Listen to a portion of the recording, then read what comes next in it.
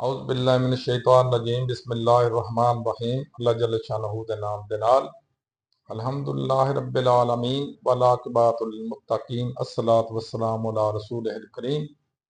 अस्सलामु अलैकुम दोस्तों, तीसरा दिन है अज ईद का। सब दोस्तों को ईद मुबारक। अगरचे ईद तो गुजर चुकी है लेकिन अजे आसार ईद दे हैं। तीसरा दिन जिन्होंने कहते हैं पहले दिन ईद, दूसरा टरू, तीसरे दिन मर। चलो अजे भी लोग ईद चूंकि छुट्टी भी ईद ही है अज और ईद किसी हद तक मनाई भी जा रही है और चौधरी नवाज साहब वर्गे लोग अजे खाई भी जा रहे हैं ईद समझ समझ के। हालांकि पहले दिन मैं कहा एहतियात करो खाण पीण की ईद ते आण के। दोस्तों डॉक्टर नसीर कालो हाजिर CNP न्यूज़ तो।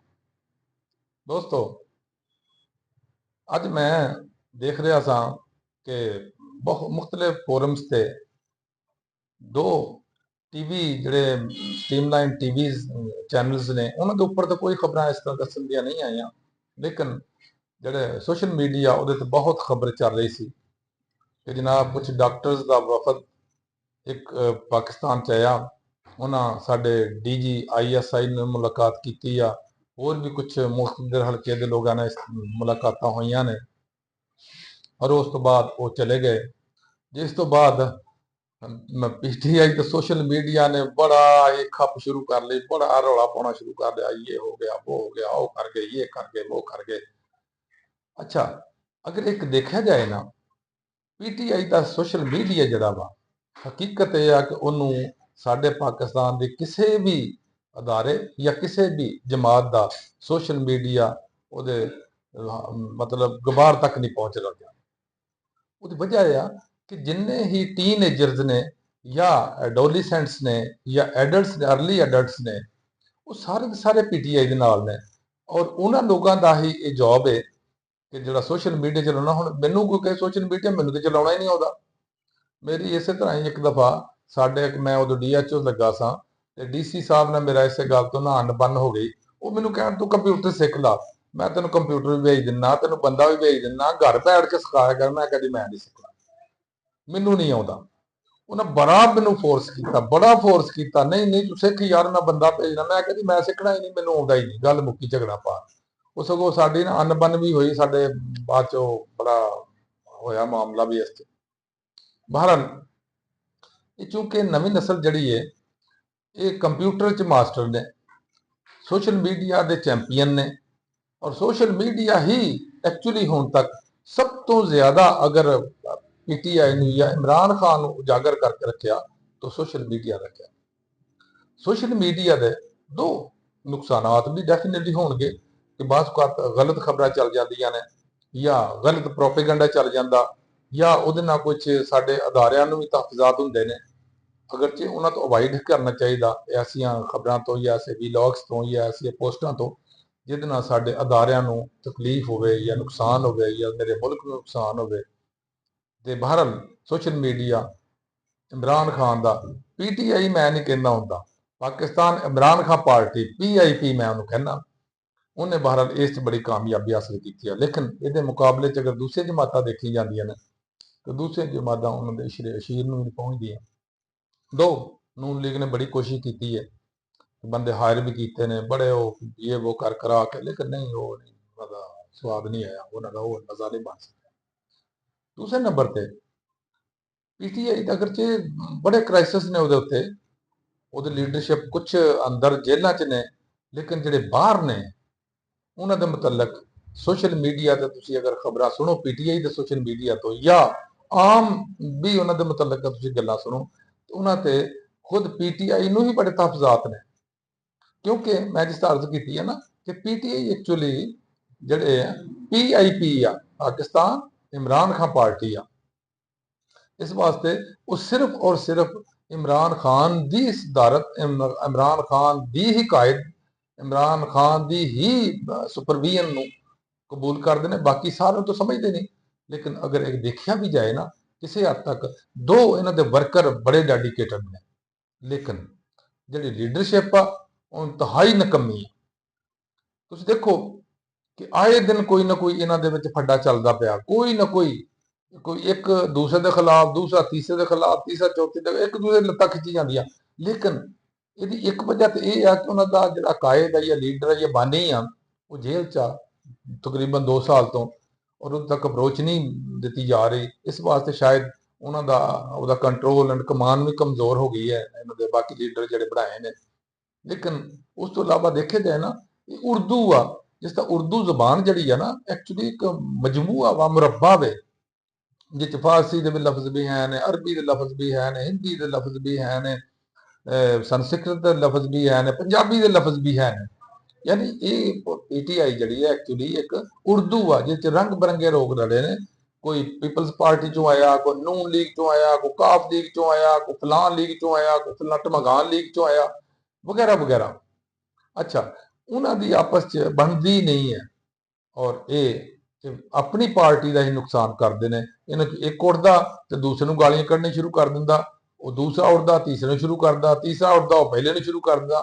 ਅਜੀਬ ਮਖਮਸੇ 'ਚ ਪਈ ਹੈ ਪਾਰਟੀ ਦੇ ਲੀਡਰਸ਼ਿਪ। ਲੇਕਿਨ ਉਹਨਾਂ ਦੇ ਵਰਕਰ ਦੀ ਹੱਦ ਤੱਕ ਜਿਹੜੇ ਨੇ, ਜਾਂ ਵੋਟਰਸ ਦੀ ਹੱਦ ਤੱਕ ਜਿਹੜੇ ਨੇ, ਬੜੇ ਡੈਡੀਕੇਟਡ ਨੇ। ਉਹਦੇ ਬਿਲਕੁਲ ਬਰਅਕਸ ਦੇਖਦੇ ਹਾਂ ਅਸੀਂ ਕਿ ਨੂਨ ਲੀਗ ਲੈ ਲਓ, ਨੂਨ ਲੀਗ ਦੇ ਜਿਹੜੇ ਲੀਡਰਸ਼ਿਪ ਆ, ਉਹ ਨਹੀਂ ਇੱਕ ਦੂਸਰੇ ਦੇ ਖਿਲਾਫ ਬੋਲਦੇ। ਉਹਨਾਂ 'ਚ ਬੜੀ ਕਿਉਂਕਿ ਮੀਆਂ ਸ਼ਬਾਜ਼ ਸ਼ਰੀਫ ਜਾਂ ਮੀਆਂ ਨਵਾਜ਼ ਸ਼ਰੀਫ, ਮੀਆਂ ਸ਼ਬਾਜ਼ ਸ਼ਰੀਫ ਤੇ ਸੈਕੰਡ ਲਾਈਨ ਤੇ ਆ, ਮੀਆਂ ਨਵਾਜ਼ ਸ਼ਰੀਫ ਦਾ ਬੜਾ ਕੰਟਰੋਲ ਐਂਡ ਕਮਾਂਡ ਆ।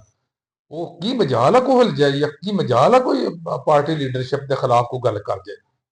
ਉਹ ਬਿਲਕੁਲ ਗੱਲ ਨਹੀਂ ਕਰ ਦਿੰਦੇ, ਔਰ ਕਿਸੇ ਨੂੰ ਜ਼ਰੂਰਤ ਨਹੀਂ ਉਹਨਾਂ ਦਿੱਤੀ ਕਿ ਕੋਈ ਬੰਦਾ ਉੱਠ ਕੇ, ਭਾਵੇਂ ਕਿੰਨਾ ਵੱਡਾ ਉਹ ਉਹਨਾਂ ਦਾ ਲੀਡਰ ਹੋਵੇ, ਸੈਕੰਡ ਥਰਡ ਫੋਰਥ ਟੀਅਰ, ਜਿਸ ਵੀ ਟੀਅਰ ਦਾ ਹੋਵੇ, ਕਿ ਉਹ ਨੂਨ ਲੀਗ ਦੇ ਲੀਡਰਾਂ ਦੇ ਖਿਲਾਫ ਬੋਲ ਸਕੇ। ਇਹੀ ਵਜ੍ਹਾ ਕਿ ਇਹ ਪਾਰਟੀਆਂ ਜਿਹੜੀਆਂ ਨੇ, ਨੂਨ ਲੀਗ ਖੁਸੂਸਨ, ਇਹ ਬਿਲਕੁਲ ਇਸ ਤਰ੍ਹਾਂ ਹੀ ਜਿਸ ਤਰ੍ਹਾਂ ਵਿਰਾਸਤੀ ਪਾਰਟੀ ਬਣ ਗਈ ਆ। ਉਸ ਤੋਂ ਅਗਲੀ ਪਾਰਟੀ ਤੇ ਆ ਜਾਓ, ਪੀਪਲਸ ਪਾਰਟੀ। ਪੀਪਲਸ ਪਾਰਟੀ ਤੇ ਵੀ ਇਸ ਤਰ੍ਹਾਂ ਹੀ ਆ।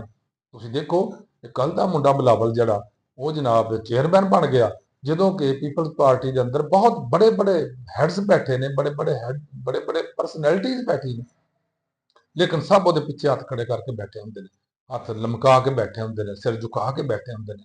ਇਹ ਹੈਰਾਨਗੀ ਦੀ ਗੱਲ ਆ ਕਿ ਇਹ ਜਿਹੜੇ ਜਿੰਨੀਆਂ ਵੀ ਸਾਡੀਆਂ ਸਿਆਸੀ ਪਾਰਟੀਆਂ ਨੇ, ਇਹ ਜਮਹੂਰੀਅਤ ਦਾ, ਡੈਮੋਕ੍ਰੇਸੀ ਦਾ ਤਾਂ ਬੜਾ ਹੀ ਰਾਗ ਲਾਪਦੀਆਂ ਨੇ, ਡੈਮੋਕ੍ਰੇਸੀ ਹੋਣੀ ਚਾਹੀਦੀ ਆ।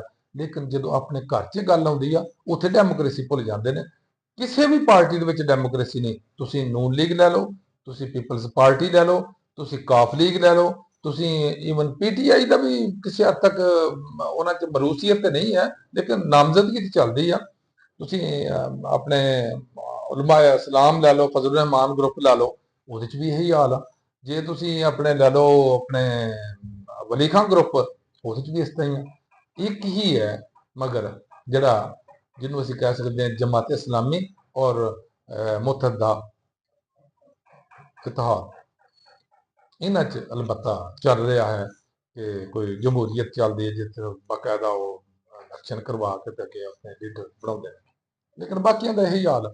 ਹੁਣ ਤੁਸੀਂ ਬਾਹਰ ਨੂੰ ਛੱਡ ਦਿੰਦੇ ਆ, ਅਗਰ ਚ ਲੀਡਰਸ਼ਿਪ ਨਹੀਂ ਹੈ, ਸਿਆਸਤਦਾਨ ਹੀ ਤੁਸੀਂ ਕਹਿ ਲਓ ਪੀਟੀਆਈ ਦੇ ਹਨ, ਲੇਕਿਨ ਉਹਨਾਂ 'ਚ ਇਤਫਾਕ, ਇਤਿਹਾਦ ਔਰ ਕੰਸੈਂਟਰੇਸ਼ਨ ਦਾ ਇੰਨਾ ਫੁਕਦਾਨ ਹੈ, ਇਸ ਕਦਰ ਫੁਕਦਾਨ ਹੈ ਕਿ ਉਹ ਇੱਕ ਨੂੰ ਪਤਾ ਹੀ ਨਹੀਂ ਮੈਂ ਕੀ ਬਿਆਨ ਦੇਣ ਡਿਆ, ਉਹ ਦੂਸਰੇ ਨੂੰ ਉਹਦੇ ਖਿਲਾਫ ਬਿਆਨ ਦੇਈ ਜਾਂਦਾ, ਤੀਸਰਾ ਜਿਹੜਾ ਉਹ ਹੋਰ ਬਿਆਨ ਦੇਈ ਜਾਂਦਾ।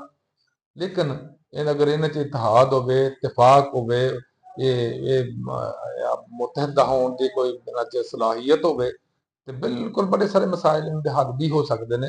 ਲੇਕਿਨ ਇਹ ਪਾਰਟੀ ਆਪਣੇ ਨੂੰ ਆਪੇ ਹੀ ਬਲਾਸਟ ਕਰੀ ਜਾਣ ਦੇ, ਅੰਦਰੋਂ ਬੈਠ ਕੇ ਕਰੀ ਜਾਣ ਦੇ। ਲੇਕਿਨ ਇਹਦੇ ਮੁਕਾਬਲੇ ਦੂਸਰੀਆਂ ਪਾਰਟੀਆਂ ਜਿਹੜੀਆਂ ਆਪਣੇ ਆਪ ਨੂੰ ਮਜ਼ਬੂਤ ਕਰ ਰਹੀਆਂ, ਔਰ ਇਹਨਾਂ ਦੇ ਜਿਹੜਾ ਜ਼ਾਤੀ ਅਨਾਦ ਨੇ, ਜ਼ਾਤੀ ਝਗੜੇ ਨੇ, ਜ਼ਾਤੀ ਮੁਖਾਲਫਤਾਂ, ਮੁਖਾਸਮਤਾਂ ਨੇ, ਉਹ ਦੂਸਰੀਆਂ ਪਾਰਟੀਆਂ ਨੂੰ ਫਾਇਦਾ ਦੇ ਰਹੀਆਂ ਨੇ।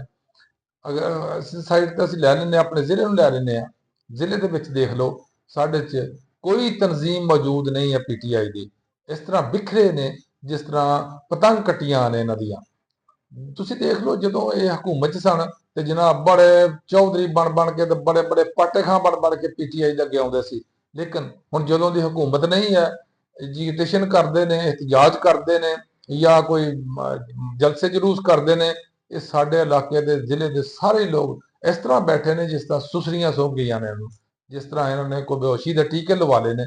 ਇਹਨੂੰ ਕਿਸੇ ਨੂੰ ਪਤਾ ਨਹੀਂ, ਕੋਈ ਬੰਦਾ ਨਾ ਹਿਲਦਾ, ਨਾ ਜੁਲਦਾ, ਨਾ ਗੱਲ ਕਰਦਾ, ਨਾ ਬਾਤ ਕਰਦਾ, ਬਸ ਆਰਾਮ ਨਾਲ ਬੈਠੇ ਨੇ। ਲੇਕਿਨ ਡੈਡੀਕੇਸ਼ਨ ਜਿਸ ਬੰਦੇ ਦੀ ਪਾਰਟੀ ਦੇ ਨਾਲ ਹੁੰਦੀ ਆ, ਸਿਆਸਤਦਾਨ ਤੇ ਉਹ ਹੀ ਆ ਜਿਹੜਾ ਆਪਣੀ ਪਾਰਟੀ ਦੇ ਨਾਲ ਚੱਲਦਾ ਵੇ। ਲੇਕਿਨ ਸਾਡੇ ਦੇਖਣ ਵਾਲੀ ਚੀਜ਼ ਇਹ ਆ ਕਿ ਅਗਰਚੇ ਸਾਡੇ ਸਾਂਗਲੇ ਵਿੱਚ ਹੀ ਆ, ਸਾਡੇ ਇਲਾਕੇ 'ਚ ਨੂਨ ਲੀਗ ਵੀ ਐਡੀ ਮਜ਼ਬੂਤ ਨਹੀਂ ਹੈ, ਪੀਪਲਸ ਪਾਰਟੀ ਵੀ ਕੋਈ ਮਜ਼ਬੂਤ ਨਹੀਂ ਹੈ, ਲੇਕਿਨ ਪੀਟੀਆਈ ਦੇ ਬਹੁਤ ਜ਼ਿਆਦਾ ਵੋਟ ਹੋਣ ਦੇ ਬਾਵਜੂਦ ਪੀਟੀਆਈ ਦਾ ਵੀ ਇਹੀ ਹਾਲ ਆ, ਇਹੀ ਇੰਤਸ਼ਾਰ ਫੈਲਿਆ ਅੱਜ। ਇਸ ਵਾਸਤੇ ਮੈਂ ਇਹ ਸਮਝਦਾ ਕਿ ਇਹ ਸਾਰੀਆਂ ਜਮਾਤਾਂ ਤਕਰੀਬਨ ਇੱਕੋ ਜਿਹੀਆਂ ਨੇ, ਇੱਕੋ ਹੀ ਪੈਟਰਨ ਆ ਇਹਨਾਂ ਦਾ, ਇੱਕੋ ਹੀ ਤਰੀਕੇਕਾਰ ਆ, ਇੱਕੋ ਹੀ ਹਿਸਾਬ ਨਾਲ ਚੱਲਦੇ ਨੇ। ਸਿਰਫ ਟੂ ਅਟੇਨ ਦਾ ਗਵਰਨਮੈਂਟ, ਹਕੂਮਤ ਲਓ, ਮਜ਼ੇ ਕਰੋ, ਐਸ਼ ਕਰੋ, ਤੇ ਗਵਰਨਮੈਂਟ ਹਾਸਲ ਕਰਨ ਤੋਂ ਬਾਅਦ ਆਵਾਮ ਨੂੰ ਛਿੱਤਰ ਵੀ ਮਾਰੋ, ਆਵਾਮ ਨੂੰ ਅੰਦਰ ਵੀ ਕਰੋ, ਇਹਨਾਂ ਨੂੰ ਮਹਿੰਗਾਈ 'ਚ ਵੀ ਪੀਸੋ, ਇਹਨਾਂ ਨੂੰ ਇੰਨਾ ਤੰਗ ਕਰ ਦਿਓ ਇਹ ਤੁਹਾਡੇ ਖਿਲਾਫ ਕੋਈ ਗੱਲ ਵੀ ਨਾ ਕਰ ਸਕਣ। ਅੱਲਾਹ ਹਾਫਿਜ਼, ਅਸਲਾਮ ਅਲੈਕੁਮ।